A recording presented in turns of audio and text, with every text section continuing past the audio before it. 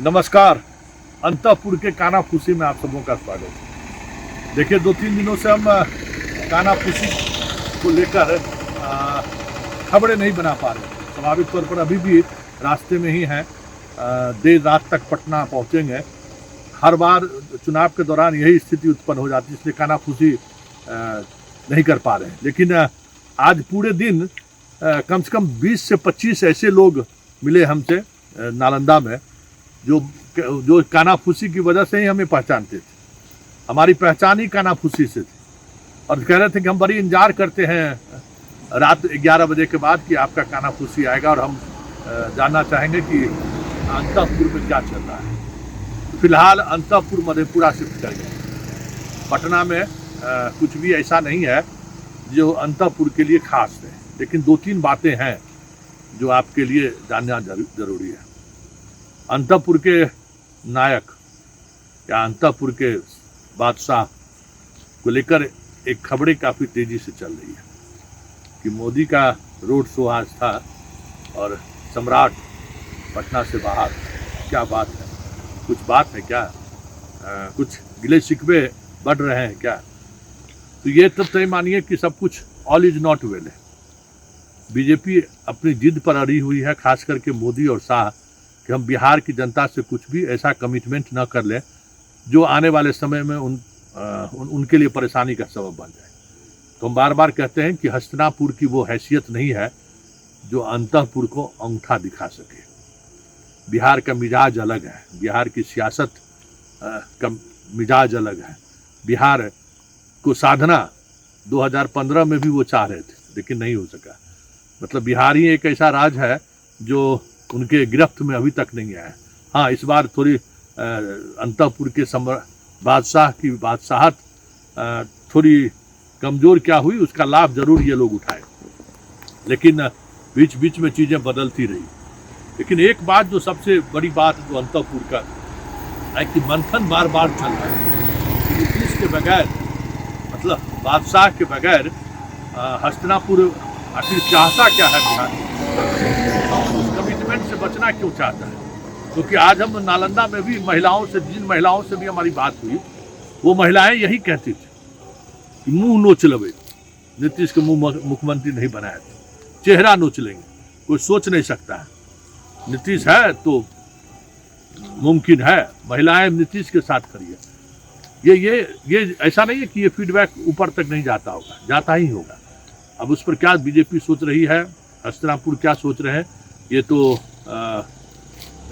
अभी ज़्यादा उस पर मनन करना और विश्लेषण करना थोड़ा कह सकते हैं कि अलग दिशा में बात चली जाएगी। लेकिन इतना तय है कि हस्तिनापुर भी दबाव में है कि अंतःपुर को अनदेखी नहीं की जा सकती है।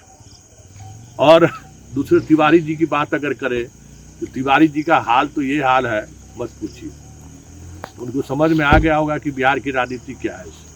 अभी तक मोकामा तो नहीं गए और बार बार आज भी उनके कार्यकर्ताओं के द्वारा इस बात को लेकर प्रोटेस्ट हुआ कि जनाब अपने कार्यकर्ताओं से तो मिलिए। वैसे उनके जो उम्मीदवार हैं अंडरग्राउंड हो गए हैं, उन पर भी अब मुकदमा हो चुका है और किसी भी समय उनकी भी गिरफ्तारी हो सकती है। तो यही बिहार का सियासत है, जो सियासत की समझ किसी कंप्यूटर या के कीबोर्ड से संभव नहीं है। ज़मीन पर जब आप उतरेंगे तो बहुत सारी ऐसे कॉम्प्लेक्स हैं, इस तरीके का कंट्राडिक्शन है जिसको साधना ही पॉलिटिक्स कहा जाता है। तो तिवारी जी को समझ में आ रहा है। वैसे तिवारी जी हवा से जैसे जैसे चुनाव नज़दीक आ रहा है वैसे वैसे वो बाहर होते चले जा रहे हैं। खैर, उस अंतःपुर का सिर्फ तैयारी इतना ही है कि किसी तरह से 5-6-7% वोट आ जाए। उसके बाद अंतःपुर का जो लालू और नीतीश का जो जगह खाली होगा ना, उसके लिए तिवारी जी तैयारी कर रहे हैं 2030 का। समझ गए ना? अगर सोचिए 30 तक क्या होगा नहीं होगा कहना मुश्किल, लेकिन सोच 30 का रहे, 25 में वो नहीं सोच रहे। और अंतःपुर की बात अगर हम कहें तो एक अंतःपुर कहाँ है तो समझ ही सकते हैं, जहाँ आज भी लालटेन का राज समझ सकते हैं। उस अंतःपुर में इन दिनों मंत्रालय बांटे जा रहे हैं। तो सरकार आएगी कि नहीं आएगी पता नहीं, मुख्यमंत्री का घोषणा क्या हो गया, मंत्री पद बांटा जा रहा है। एगो उनके हाथ का नया नया एगो मौलाना है, हेलीकॉप्टर पर घूम रहा है। उस मौलाना को भरम हो गया कि हमको डिप्टी सीएम बनाया जाएगा। और टिकट वितरण में उस मौलाना ने जितना बड़ा कलाकारी किया है, खाली एक बार जाके अंदर घुस के बाहर आके कितना उम्मीदवारों को चुनाव लगा दिया, संभावित प्रत्याशियों को कहना मुश्किल है।